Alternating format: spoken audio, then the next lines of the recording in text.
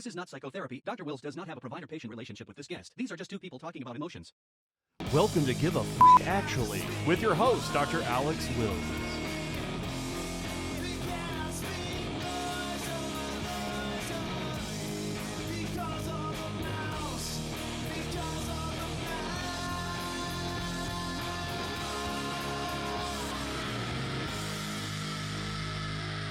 Welcome to Give a Fuck, Actually. Today, my guest is Chris Shelton. Thanks for coming on, Chris.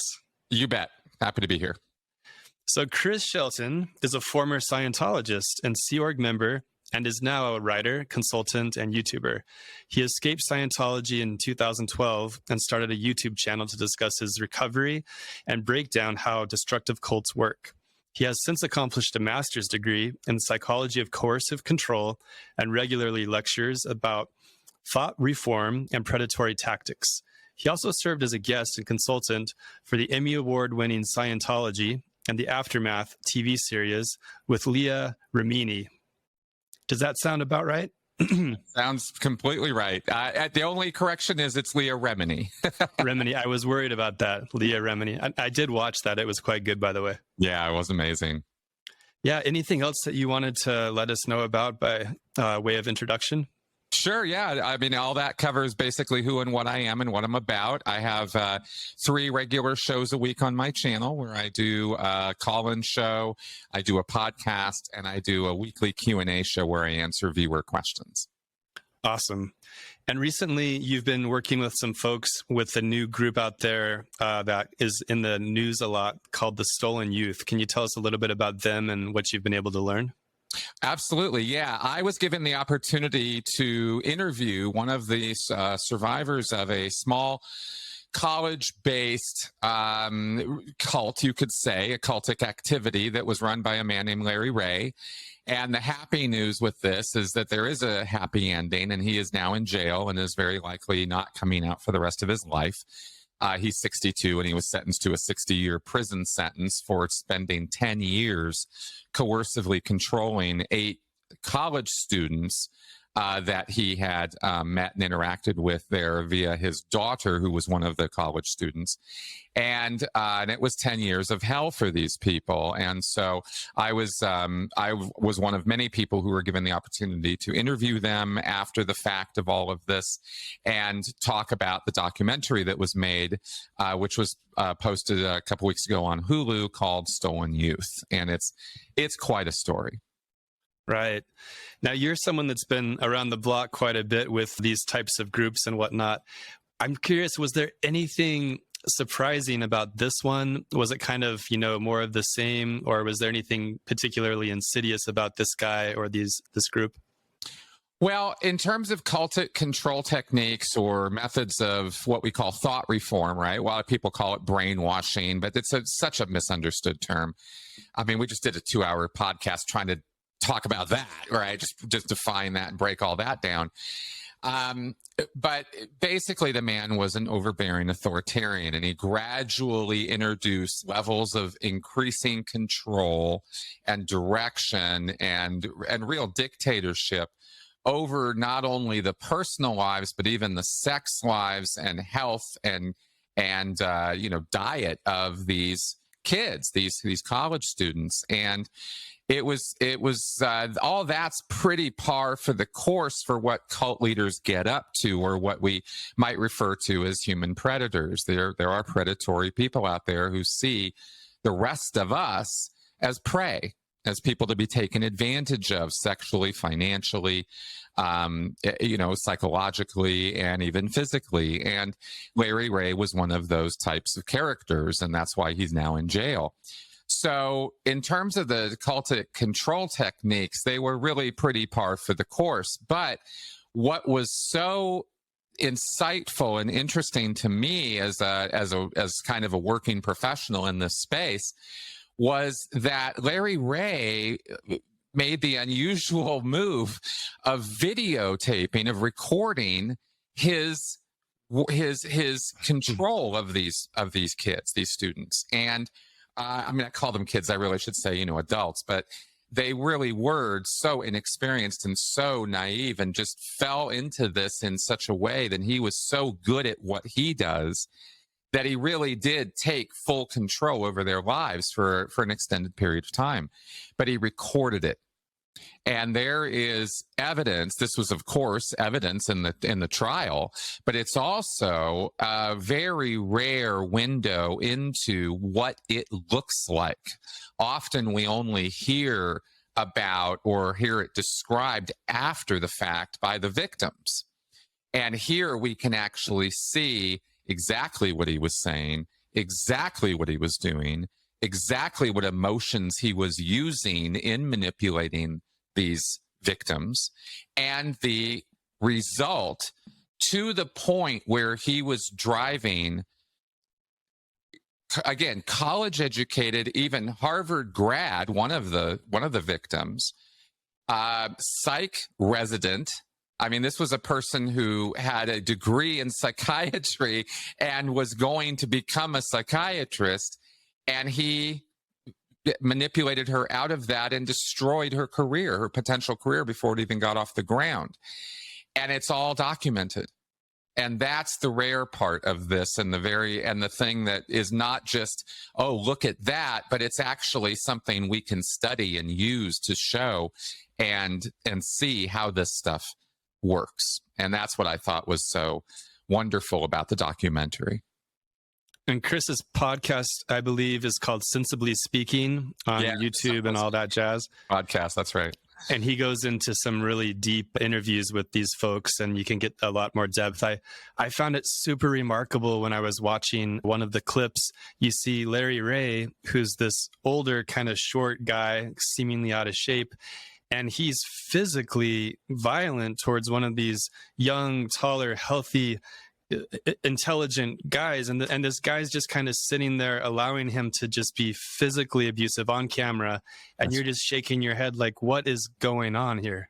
Well, that's exactly right. And I had to comment on the fact, I don't know if I did during the podcast or not, but I told him, David, that was me, in Scientology. Exact same setup, exact same kind of physical abuse, and much rougher than what was shown in the documentary. Both of us, I think, were the recipients of an incredible amount of physical abuse as well as psychological.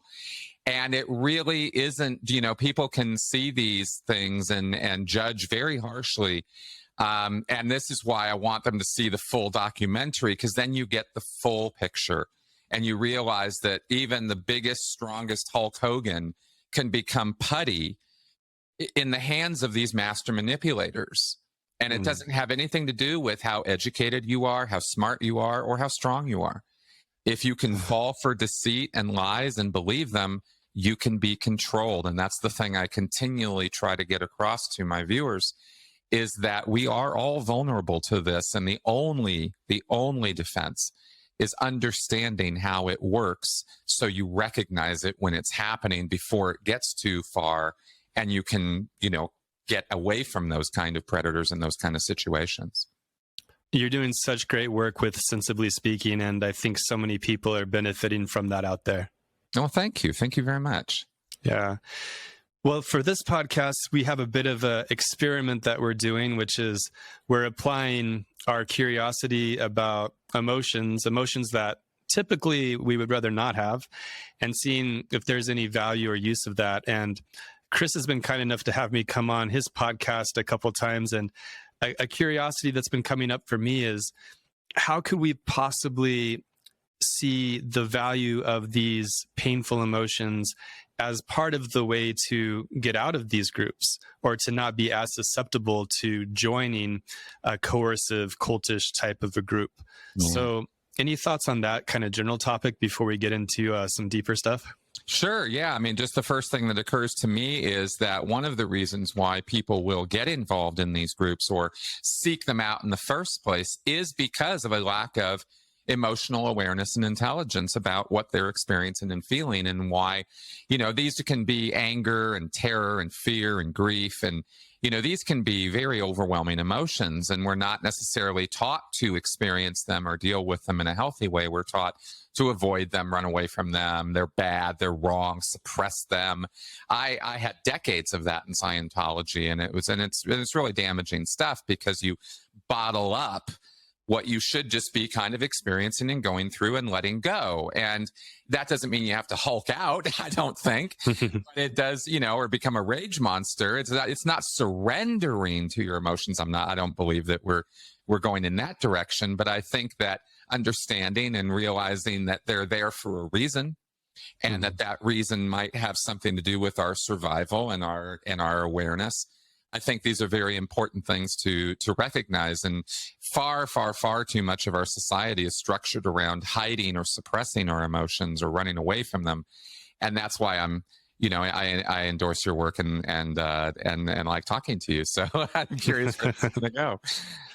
Yeah, I'm curious, in the thick of it, when you were in Scientology, and I'm sure you have memories of this emotional pain, these painful, disappointing, fearful, whatever types of emotions were going on. And there must have been some kind of automatic mechanism to get you to deny those or suppress those or to devalue those, so that they didn't lead you towards saying like, hey, what's going on right now is kind of fucked up. That's right. That's exactly right. There were a number of what we call thought-stopping cliches and mantras that we would use to suppress those emotions and not feel like we had to experience them. And of course, one of those is a kind of a disassociation where those emotions are not you. There's something else. There's some other part of your mind that is not you. It's different from you, and it's actually kind of your enemy. And there's this inner struggle, and you win when you suppress and push back and ignore and don't deal with that. As that's the mindset in Scientology, is you're being able and you're being in charge, or at cause is the way they phrase it, if you are suppressing this and not experiencing it. And that's where, Scientologists unfortunately end up acting so bizarre and weird in public venues, is because they've been indoctrinated into this mindset that their emotions and their entire emotional life is something that they are completely and 100% in charge of, in control of, and that it is something that exists separate from them. It took a couple months to come up with the subtitle for my book, Give a Fuck, and we finally landed on this term, reclaim yourself, with the 5 steps of radical emotional acceptance. And that just felt like so right. This feeling, this idea of, like I'm reclaiming myself, that my emotions are part of me. My emotions are like subparts of myself, and I get to have all of myself. I don't have to pick and choose and suppress certain parts, but all of me has equal right and equal value to be there. And to see how that could apply to helping people not be susceptible to these groups is really great. Yeah, because it's, just to do one last note on that, a common message amongst these predatory types, and especially among the pseudo-religious and religious and even pseudo-therapeutic kind of cults where you'll have psychology being brought in, is uniformly a message that of that control over your emotions, and it's not you, and it's something separate from you, and you should avoid those, you should run away from those, you should not be involved in that.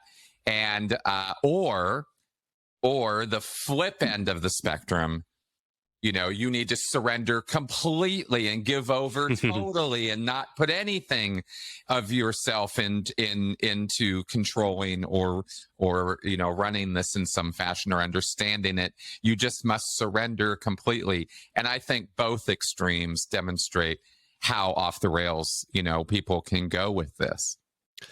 I was brought up in mainstream Christianity, and just a couple of fascinating corollaries there. They would teach us orthodoxy, orthopraxy, and orthocardia. So you'd have the right belief, the right practice, and the right heart. And, you think of going to church and singing these hymns. I'm so happy, so very happy. Like you're you're expecting that you should have the correct emotions, the appropriate emotions. And so even at this level, there's this sort of coaching and there's this push to have this idea that you should control in some way your emotions, and you shouldn't have the inappropriate ones. And I feel like that's almost an essential ingredient for pretty much any faith. I can't think of a faith off the top of my head that doesn't really capitalize on that. I agree. It's emotional manipulation is, top of the list for manipulative, predatory people, and it corrupts the whole subject, because there is a subject and there are facts and there are things to know about this that can be quite helpful to your life, as you know. I mean, you wrote a whole book about it. This is really important stuff. So it's not a matter of, well, just run away and hide, or, well, just give into it. It's actually, there is a middle road here. But the extreme ends are where the manipulation and control happen. And right. that's where I live. And so that's what I tend to think about a lot. Well, I'm curious where you might want to go with this. Before the show, I asked Chris if he had any emotions going on lately or recently, maybe something in the past.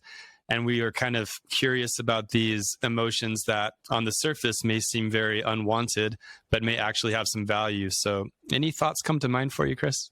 Well, I'll tell you one thing that comes to mind that's not necessarily so much a struggle now as it used to be, but it's still very prevalent and I think very common. And so I think maybe a lot of people might relate to this as well, is, the feelings of anger and even rage that can rise up when confronted with injustice and, the sort of problems and unfairness that exist in the world, and how we can really rail against that. And that can even drive us to want to, do something about it. And there's it can be an awful lot of anger connected with that. And it would be, I mean, personally, I could do without some of that rage.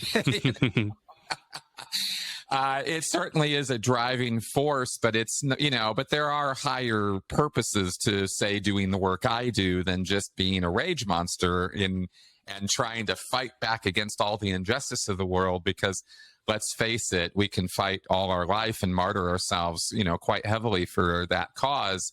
And we're not going to solve injustice in the world, Mm-hmm.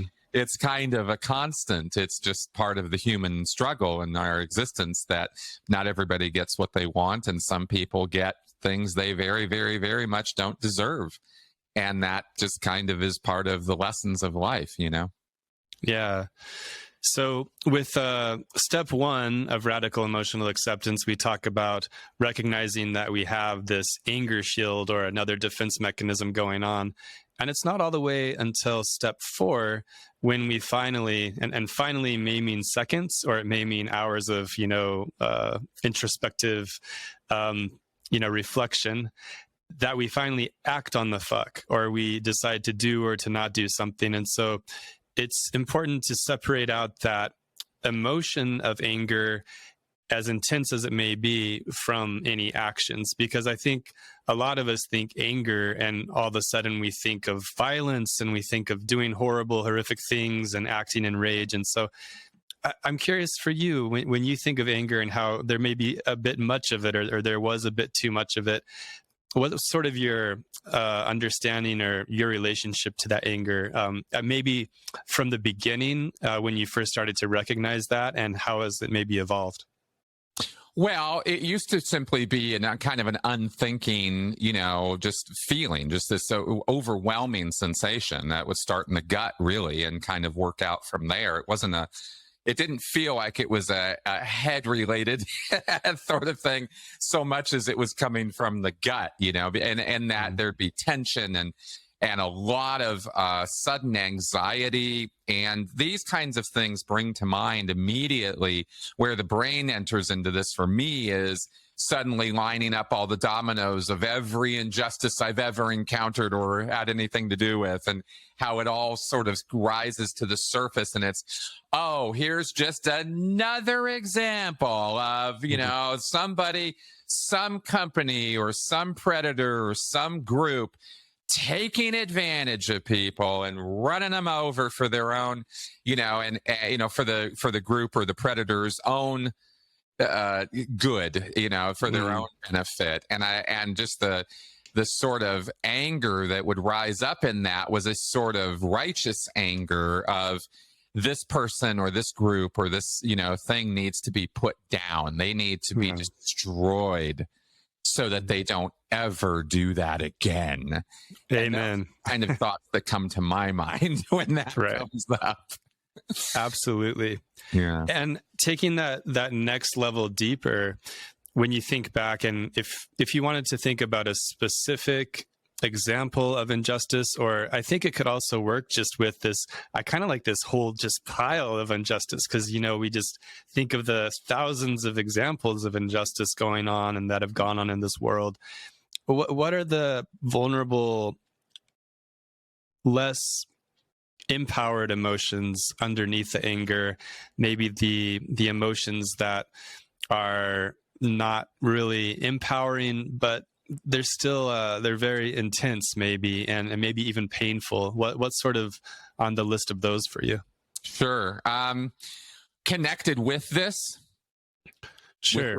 Sure. Yeah. I mean, because I would say there's associations here of fear, of course. Fear it's never going to stop. Fear it's always going to be like this, that we're not going to be able to overcome it, that there is no, justice, that there is no making this right. That's a fear-based thing for me, I think. And also, of course, a bit of a feeling of always disappointment, if that's an emotion, or you could register it that way, or grief, a sort of a loss of, oh, here we go again. Why can't we be better than this? There are people who are better than this. How come we can't ever embody that? Why do we always have to go the negative route? Those kind of feelings sort of run underneath this, I think, a little bit. Yeah. What was coming up for me, imagining, all the injustice that pops into my mind, was hopelessness. I have that emotion of hopelessness sometimes, that, like, I think what you were saying earlier, like, I can't do anything. Like, it's never going to change. And no matter how badly I try, why even try, Exactly. There's that. In Scientology, we called that apathy. And that was a registered emotion at the bottom of the scale of emotions, nothing can be done about it, sort of thing. Yeah. And it's interesting how one of Scientology's mantras would effectively fight that for me in my mind, even to this day, to a degree, although I don't embrace it the same way I used to at all. But it's an interesting mantra, and that is very simply, something can always be done about it.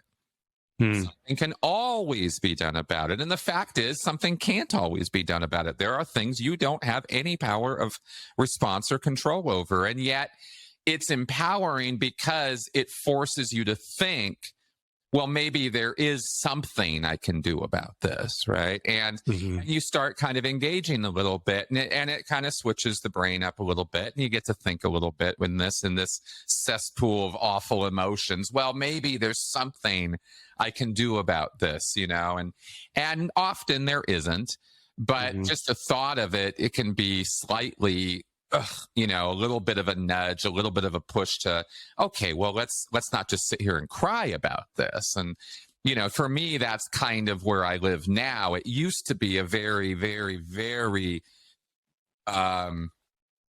more egotistical, more unrealistic approach to things when I was in a Scientology headspace, because there's an awful lot of other associative beliefs that come flying in about being at cause and spiritually affecting things. And I don't believe in the secret or karma or, sort of spiritual tit for tat, universal forces at work kind of thing. I've dropped all of that. That's no part of my thinking anymore. So on a much more personal level, now when I think about that, I think, well, what can I really in this space, in this moment do?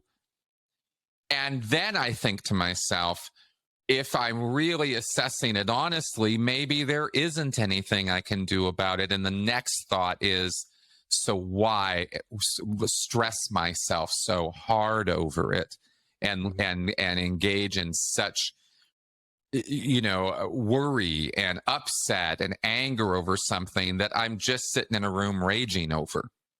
And in that sense, it gives me something to do about it, which was a very non-Scientological approach because, because in Scientology, it was all about, well, let's go do something. And now it's kind of like, well, maybe the thing I need to do is just leave this the hell alone and go find something a bit more productive to be putting my attention on. Right. And like to put those into radical emotional acceptance terms, after we name those emotions and then we listen to the wisdom from them about what is the desire, what is the unmet emotional need that we want, what are we missing? If it's injustice, then we are yearning for justice. We're yearning to be better. And then you finally get to step 4 and you get to creatively decide if you can do anything and how you can creatively move towards those goals. Or sometimes you do come to the conclusion, you know what, there really is not anything to do. However, you now have a sense of peace about it, realizing, the aliens are coming tomorrow and we just don't have the human capability of defending our Earth. And so we may as well just have a party today. I mean, whatever the situation may be. I'll tell you what, I'd rather party than be, whimpering in a bunker somewhere. I honestly, life is to be lived. And I think that we should enjoy and squeeze every moment of enjoyment. I mean, obviously, I don't mean to be hedonistic here, but it's like, let's if given a choice, I'll take the upper road, right? I agree. I think it's an interesting point that Scientology and other cultish groups, they have a lot of nuggets of truth and wisdom. They have like some very good teachings. They have a lot of stuff that's like really helpful intertwined, which obviously serves to confuse the followers into thinking that this is like, the latest, greatest, savior, salvation kind of thing going on, right? Absolutely. Absolutely. The way I try to talk about this is that context is king. It is all about the context. You have these thought-stopping cliches. You have these phrases that can shut down thinking. And I gave that example of, something can always be done about it. Well, here's a context where it's manipulative and awful. And here's a context where it can actually be helpful and empowering. And they're different contexts. And guess which one Scientology harps on all the time versus, how I've kind of turned that into something helpful and useful to myself. So same words, actually a bit of a different meaning based on how it's being utilized. And I think that is something that needs to be noted with this, because otherwise people could, dive into these principles and use them in the wrong context and then suffer, where they don't have to.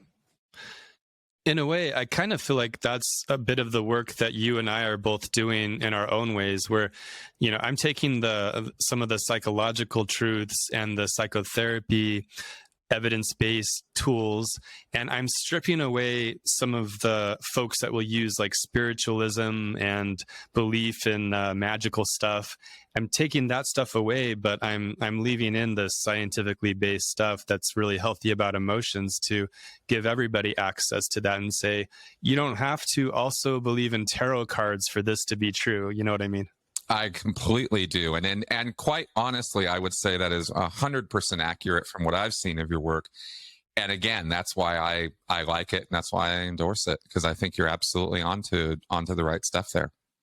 That does mean a lot coming from you, because you've really been through it. And I've had a couple of run-ins with some groups that were a bit, cultish during my life growing up. And I've always just been absolutely fascinated how people can kind of, get into that. And like you say, oftentimes in your podcast, it doesn't matter how intelligent, knowledgeable, smart you may be. Humans can be susceptible to that for a variety of reasons, That's right. That's exactly right. Yeah. If you could be lied to, you can fall for a cult. It's that simple. And I have never met a human being who can't be lied to. I try to reduce it to these things that are kind of, that people can walk away with and go, oh yeah, that makes sense. That's the best way I can put it. Yeah. Well, not to be a Debbie Downer, but getting back to these exciting, loving emotions of disappointment and grief, yes, and hopelessness and apathy. Wow. Paradoxically, I'm curious, kind of going deeper with these. Yeah. How intense have these emotions been for you? How intense can they become? And assuming. Yeah. Yeah. And kind of moving on to step 3, when we listen to them, we're trying to figure out what's the wisdom. What comes to mind for you? And we could just maybe go through them one by one. Sure. What's the wisdom that is being communicated to you from the emotion of fear in this context of injustice? My first thought that comes to mind when you ask me that is the sense of not wanting to be fooled again, right? Wanting to learn your lesson, wanting to be correct in my estimation of the world. I want to believe in true things. I want to have facts and reason and evidence on my side. And so if it really is that bad, or that the world really is that harsh and nihilistic, then maybe I just need to embrace and accept that. And that's kind of the direction my mind goes, but my feelings and my emotional needs immediately rub up against that, because I'm this optimistic person who wants very badly to believe in the positivity and the fact that people are really trying to operate on what they think is good, not trying to be malicious.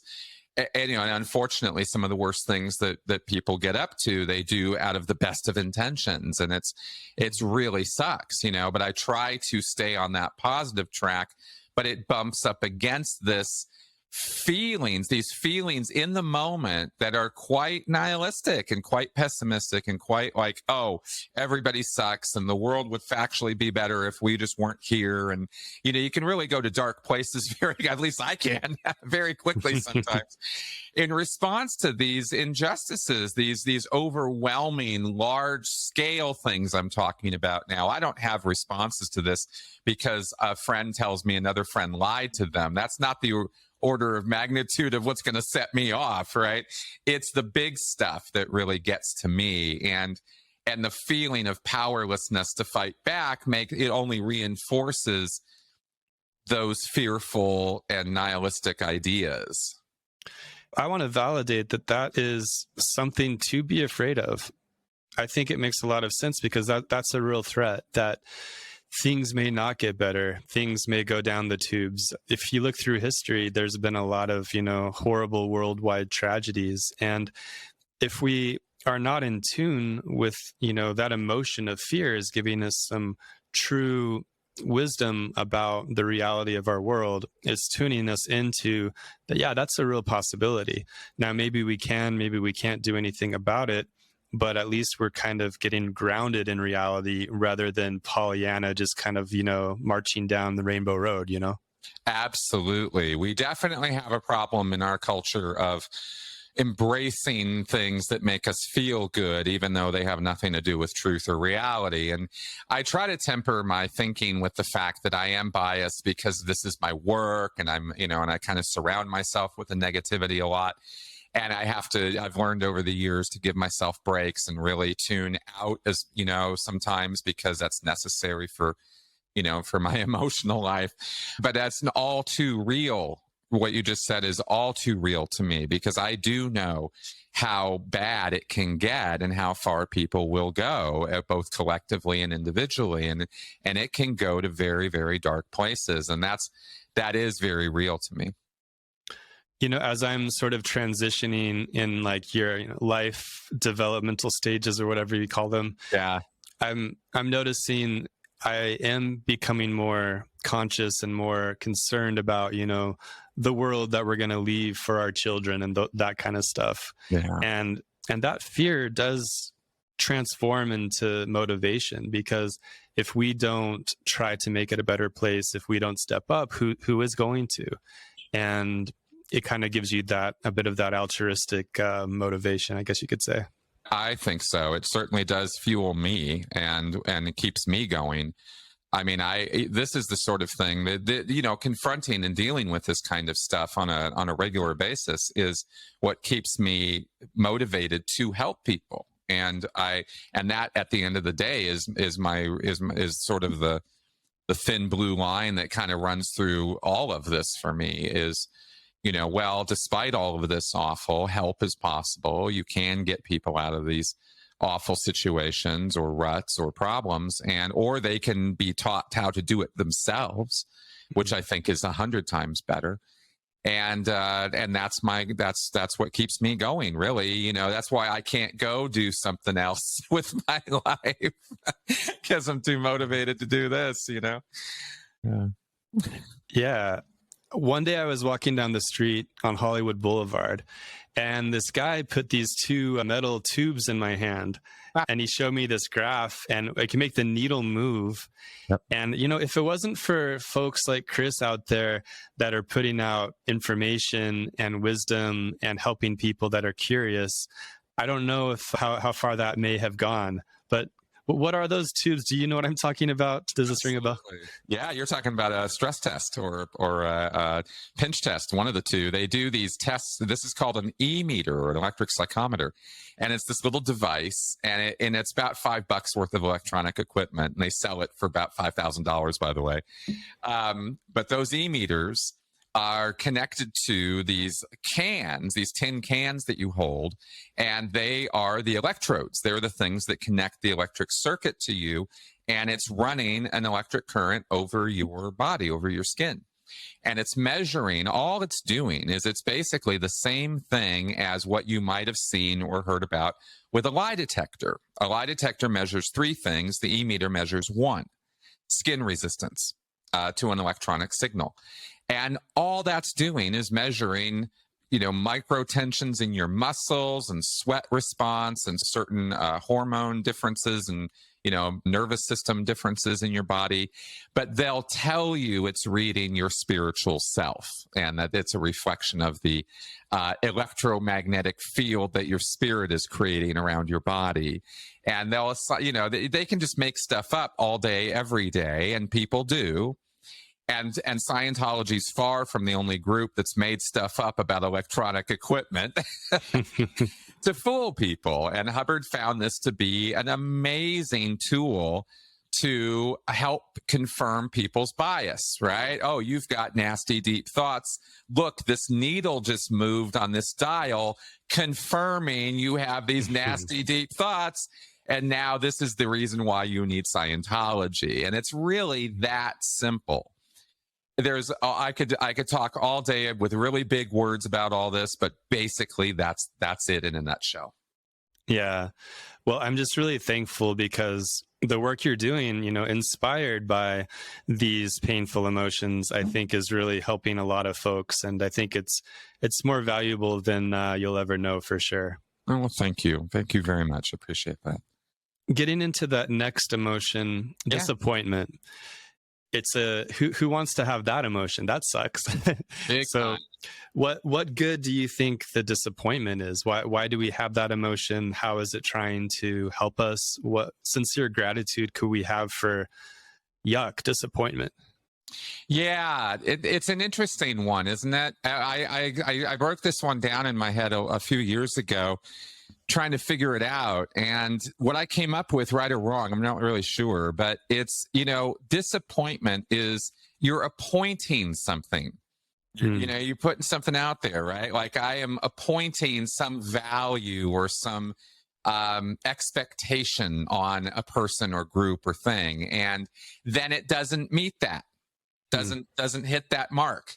Ugh, I'm disappointed, right? I didn't get that expectation that I wanted. That alone was really helpful in realizing that I was the one creating it, not them. That was kind of important for me to hit on because I realized it was my problem, not theirs. They are doing what they're doing for their reasons, which you can never really know. They can only tell you what they tell you. So in a way, there's a positive because I am expecting this value or this standard of behavior or this standard of performance or whatever, because I believe that's what they're capable of. Mm-hmm. I'm empowering them with my belief in them, and I want them to meet that expectation.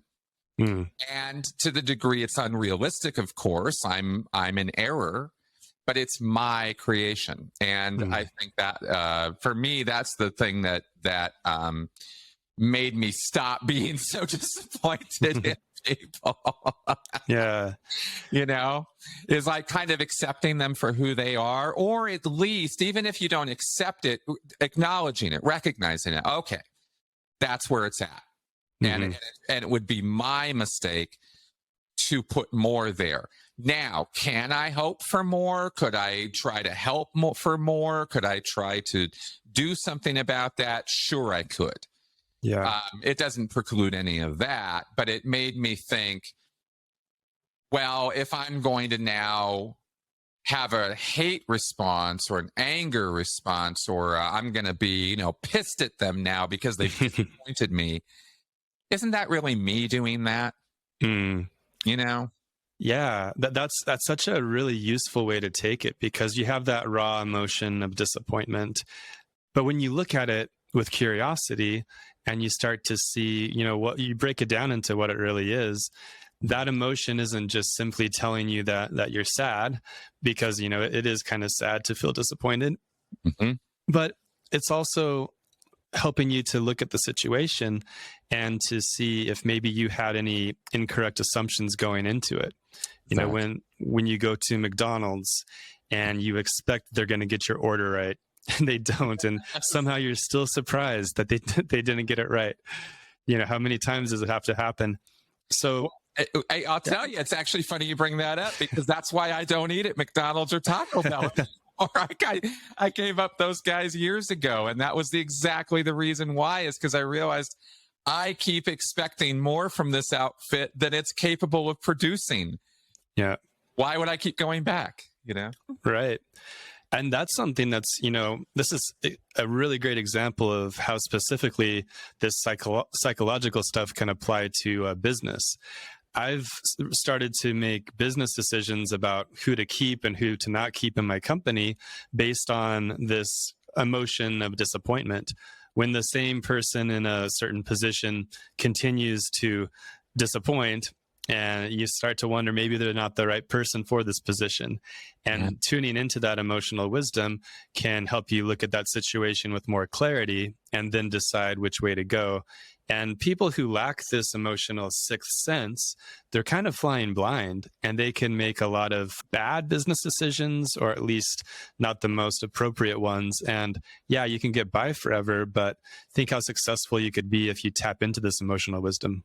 I agree completely, because then you can set your expectations honestly, openly, and without feeling guilty about it, because you realize, well, here's my expectation, here's my standard, this is what I want, and you know what, this is what I want, and it's okay that I want this. And if somebody else comes along and says I can fulfill this role, well, if I've laid it out clearly, then don't disappoint, right? This is what you're agreeing to do. And if you don't want to do that, can't do that, or feel that might not, my expectations are not your expectations, then go get another job, go work somewhere else. That's, I think I think that's a healthy way to approach it. And, turning it back onto ourselves, I know, like in my relationship with my wife, for example, I have found myself having the emotion of disappointment. And oftentimes, probably more often than I want to admit, when I look closely at that, I start to see how my expectations and how maybe I've been trying to change somebody that doesn't really need to change and doesn't really want to change, how I've been the one leading myself to continually experience this. And then there's an opportunity in there to adjust those expectations and to have a greater unconditional love and acceptance of her versus, trying to, make her into what, like, she's not, I could not agree more. I'll add to that for myself. I have had the exact same experience. It would be hard for me to believe that anybody in a marriage has not experienced what we're talking about right now on both ends, obviously, because we're only human. But I'll tell you something, a little interesting twist on it was was trying to be more insightful and more examining of that. And therapy really helped with this a lot. But one of the little points was realizing that some of my expectations or some of my appointments or disappointments, right, were coming from my cult background. And in kind of breaking those down and really examining them, it was actually cathartic because it made some of that cult valuation crap come to the surface, and it wouldn't have if I wasn't in a relationship, that it wouldn't have come up. So in a way, it was even a kind of catharsis for me to go through that process. Yeah. There's so many parallels between like a romantic, significant other relationship and like the relationship with a cult. It's almost like having a relationship with a bad ex or something. Oh, that's exactly how I've described it. A cultic relationship is a codependent relationship between a cult leader and the followers. It is, straight up. Yeah. Specifically with this idea of injustice. Yeah. How can disappointment be a virtue? How can that emotion of disappointment help us when we are feeling so disappointed with all of the injustice in the world that it's not our fault at all? Well, that's true. It's not our fault. I think disappointment, again, I look at it as what am I doing or how am I looking at the situation? And I think, well, there's expectations and there's realities. And just because reality, despite what I might have inferred earlier, and I hope I didn't infer this too hard, because, there is nothing wrong with having expectations or standards or desires or wanting people to do better or wanting the world to be better. Right. That's the only way we make any progress, is by putting out standards that are not currently being met and pushing to meet them, So I think it can maybe be utilized or thought of in a way of, okay, well, here's a red flag. Here's something where we're not quite hitting the marks, where we're not making it yet. Maybe this is an area I need to review more closely. Is it me? Is it the situation? Is it a little bit of both? Is it neither? Is it something else entirely, right? Like you're never going to know if you don't examine. And maybe that disappointment could be used as a red flag in that direction. I find that we get caught up in the process so much, and then we keep trying the same thing, expecting different results. We're beating our head against the wall. Yeah. I find that going back to the starting point, which is those raw emotions, so the disappointment, and the other category of emotion, at least I think of them as a different category of emotions, are the desires or the wishes. So we go back to the disappointment. Okay, I'm feeling disappointed. This is not getting the result I wanted. And the desire, this is what I want. This is ultimately my wish, my desire, my emotional wish, whatever it may be. And then leave all the other process behind. Maybe you can readopt the process if it's helpful. Maybe you can never touch it again. But just creatively taking steps towards whatever it is that you want. And it's sort of a way to kind of push a reset button and to start afresh. I agree. I think it's a route of possible personal growth, because we change over time, and, maybe the expectations are coming from our 9-year-old self. Maybe we really do need to reevaluate it, or from our cult self, as I mentioned before, Right. Next emotion you mentioned was grief. What good is grief? Why do we have that? Is it just there to make us feel shitty? Well, again, I think, obviously it comes out of disappointment, loss, threat of loss, feeling like something's not going to be there anymore that you wanted there or hoped would be there, or you had it and it was in your hands and it was in your possession or whatever. That's how I think about grief, is in terms of loss or threat of loss. And it's again, it sort of forces a reevaluation. Maybe it's an adjustment period. I realized in sort of combining this with the 5 stages of grief theory, that kind of whole, that mechanism, that it's a process of retraining your brain to adapt to the fact that something that you were very, very used to having around isn't around anymore. Right. and you were very comfortable with it. You very much liked having that thing around. That's why the grief, because it's a loss. Mm-hmm. And whether it's a condition or a thing or a person or whatever, a pet, we really experienced this heavily a year and a half ago with the loss of our cat. And we were there all the way through to the bitter end when we had him put down, and we had to be there for that. And we wanted to be there for that, to send him off and dealing with that. And then watching my wife have to deal with that because she'd raised him since he was just a little kitten. Yeah. And now I find myself thinking about that sometimes with our current pet. We just got him. He's been around for about 8 months now. We have totally fallen in love with him. And I would experience serious grief if he were suddenly gone tomorrow. I know I would, because he's such a emotionally accepted part of my life, and at this point now a necessary part of my emotional life because of all the feedback and stuff you get from him. He's just wonderful.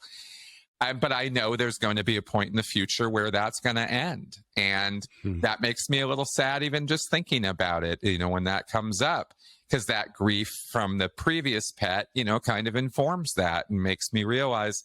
But I don't any longer go in the direction of, well, so therefore I shouldn't invest. I shouldn't feel, because I've also adopted the idea that life is worth living and we should experience it in the moment. And what am I experiencing right now? Not grief. It's a wonderful object of love and affection and care, and it goes both ways. That my dog clearly cares about me, and I care about him, and so I don't have to be afraid of that care or that love. I just get to experience it, knowing that at some point, down the line, that won't be there anymore. But I don't have to think about that today. But recognizing that when it happens, it'll be that adjustment period. It's just part of life. I can't deny it. It certainly would be silly for me to run away from that fact. So that's kind of how I think about it now. I've often had the emotion of hate come up when I think about how short pet lives are. I guess besides parrots, which can live to be like 80 or something. Yeah, they'll outlive all of us. Go get yourself a parrot. However, finding gratitude for that hate, because pets are almost like a practice, or they're teaching us this lesson of what I think what you just explained so eloquently of grief. Like, yeah, when something is gone, there's a hole in your life, something's missing, and that's very painful. It reminds me, I had a dear friend pass away a few years ago, and whenever I think about him, I still have some very painful sadness and grief come up. And in a weird way, I like that, because it's reflective of how much I really loved him and how much I really miss him. And so it's like, yeah, in a weird way, I'm happy to be sad.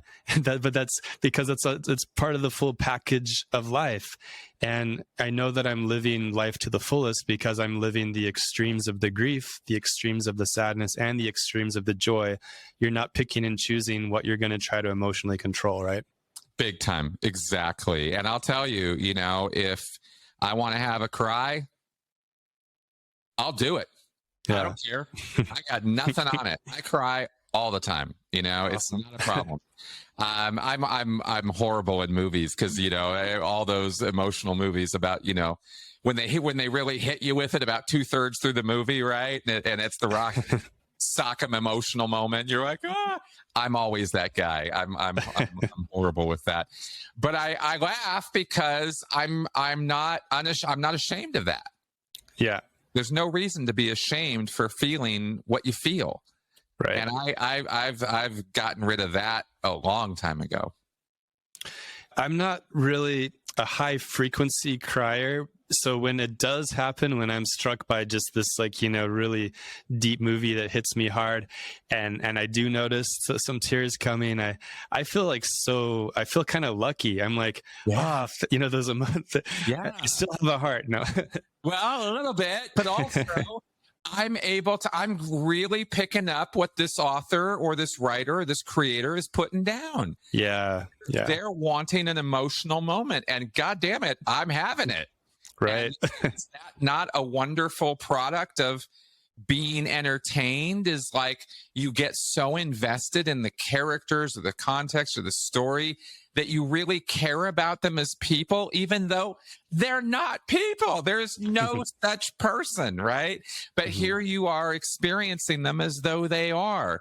If that's not the job of entertainment, what is? I cherish those moments. In a way, I feel like I'm betraying traditional masculinity right now. However, I think it's so healthy for guys out there to hear, two guys talking about how it's okay to have emotions, because I think a lot of damage comes from the message that you shouldn't feel, that you're not good enough, there's something wrong with you if you ever cry, if you ever have emotions, if you're not stoic, if you're not strong all the time. How many suicides have happened because of that belief, Exactly. It comes from this very, very false idea, I think, that if you are willing or able or break down in some fashion, lose control of yourself in some fashion, that you're unreliable, that you're somehow weak, or that you're somehow not a man, because we're going to define a man as the same as we're going to define a statue or something, this unmoving, I am the prime mover, unmoved, kind of attitude. And it's a very, very, I'm very saddened by that now, because I can see where, kind of where it comes from, but it's such a wrong conclusion based on the data, it's just not a well-founded idea. Just because you are weak, and even associating that word with these emotions, I think that's where we really lose the plot in the first place. Right. Because it's not weak to experience your emotions. It's weak to run away from them. Mm-hmm. If you really, if I have to, nudge somebody into experiencing their emotions, then I'll do it that way. Because that's the weakness, is be man enough to own who and what you really are. And that doesn't take away from your strength, because I'm a strong person and I know it. And I've demonstrated that enough times that I don't have to be concerned about my weakness. And I think that people who have deep fears about their weaknesses are the ones who are susceptible to these lines of nonsense. And that's where we get the culture of what we have to call toxic masculinity. There's just not a better word to describe it. And we see this in the armed forces. We see this in the police forces, and these groups of people who are supposed to be stoics. And it's a false standard, I think. Yeah, I think it takes true courage and bravery to simply say you're scared when you're scared, or that you're sad, you're disappointed, you're hurt, you're lonely. Simply taking 5 seconds and naming those emotions. You don't owe anybody an explanation. Just, own it, be brave and say, yeah, that's what's going on. There, right. I said it. I could not agree more. Final emotion, hopelessness. What good is hopelessness? Why do we have bad emotions sometimes? Ooh, yeah, that's a tough one, because hopelessness sucks. I hate hopelessness. That's the one that really gets to me. Because hope is what keeps me going, and when there's a vacuum of that, when it's all kind of sucked out of my space because of some bad news or some bullshit, then I really feel bad. Like it's the opposite of how I want to be feeling. So it's hard. That's the one that's challenging for me, as far as trying to find the good or the learning moment in that. I'm open to suggestions on that one, to be honest. It might be easier, I think, if we think of, universal hopelessness, because if you're really deep into that, we might be kind of in the suicidal area. But if you think about it just in context of like one topic, if you think of like one relationship you have and you're feeling just intense, utter hopelessness about that relationship, what usefulness can that might, give us? Well, I think the thing for me that translates there is the need to do something about it. Perhaps the impetus that gives me. You know, because I don't tend to linger in these things for long periods of time. I don't have days of this stuff, right? I have minutes or hours of it, and it compels me to want to do something about it, to try to, okay, if this is the state of affairs that is driving me into a feeling of apathy and there is no hope, and that really what that means is there's no future. The future I envision is being threatened, or I'm now convinced that future is impossible. Right. And I really hate that. Right. So, you know, perhaps it could compel me or help me to change up the circumstances, or change the context, or flip the script somehow, or do something about this. And that's how I approach stuff. You know, I know that in the deepest depths of it, there is no desire to do much of anything at all. Certainly been there, but I can't stay there. Right. And I always encourage others, don't linger there. Don't keep yourself there. You know, use that somehow. And I think that's about the best way I can describe it. When I was a teenager, I listened to this song by Five Iron Frenzy called Plan B. The lyrics went, "Giving up never felt so good. Welcome to Plan B." And I just loved that so much, because it was the first time that I had permission in my life, because I had a lot of pressure for me to, you know, be perfect as a kid from my family.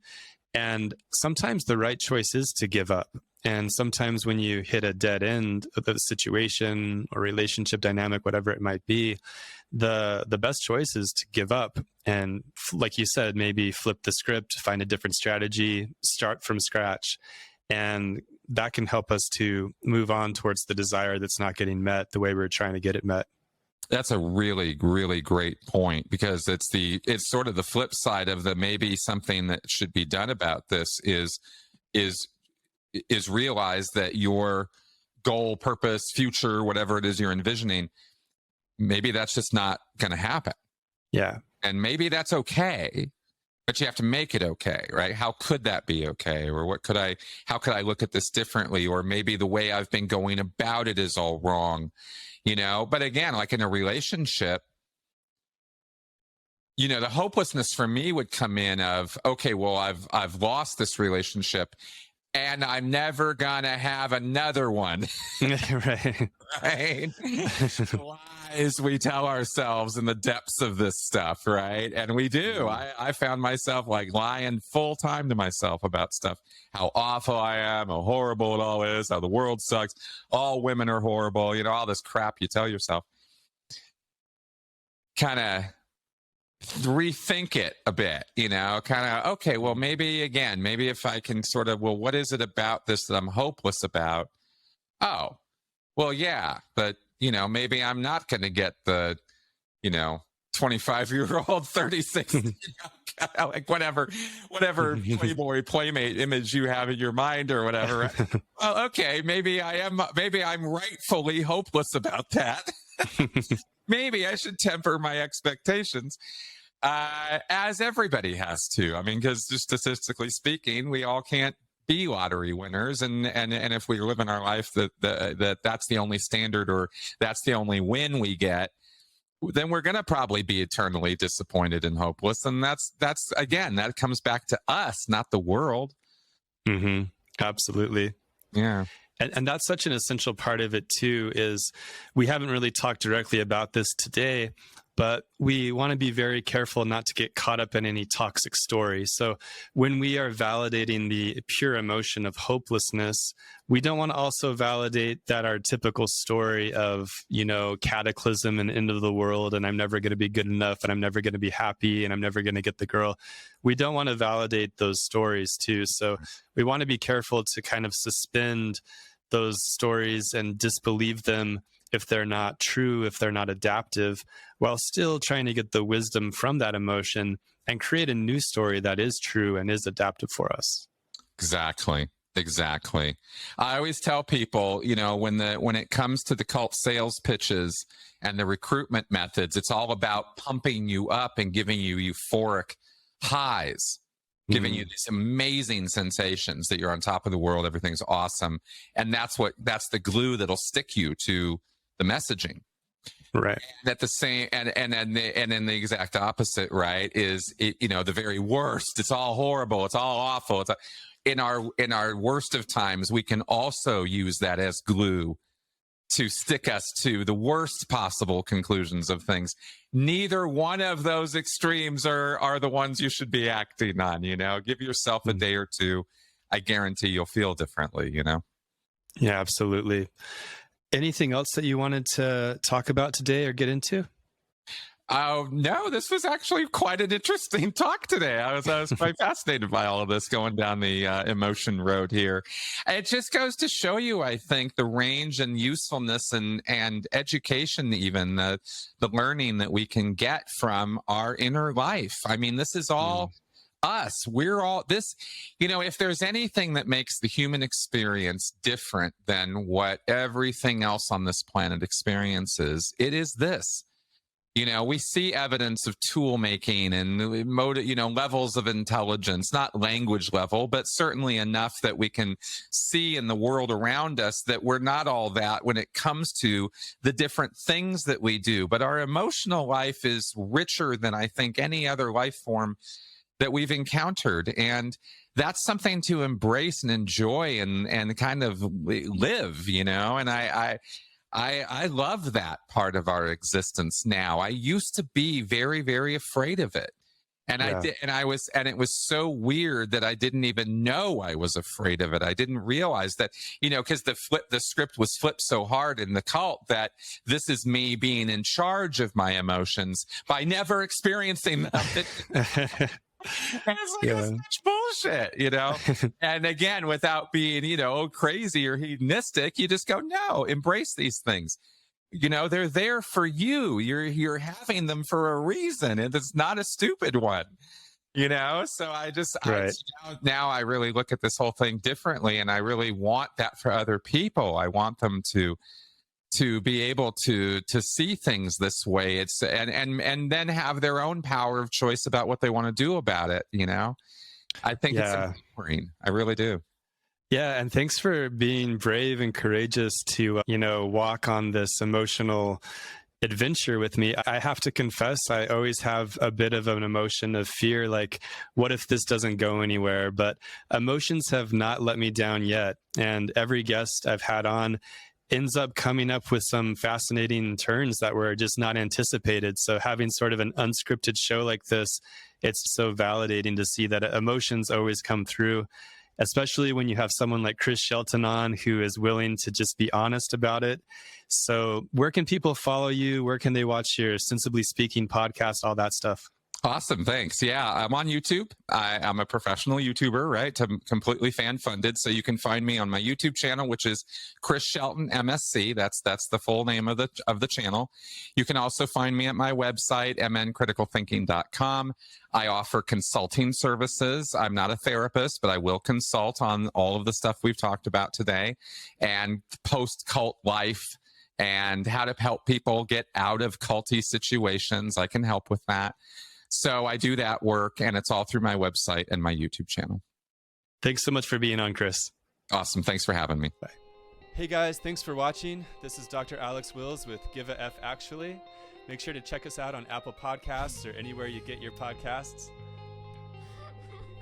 Thanks for watching. Make sure to check out the merch store. RadicalEmotionalAcceptance.com. Bye. Bye.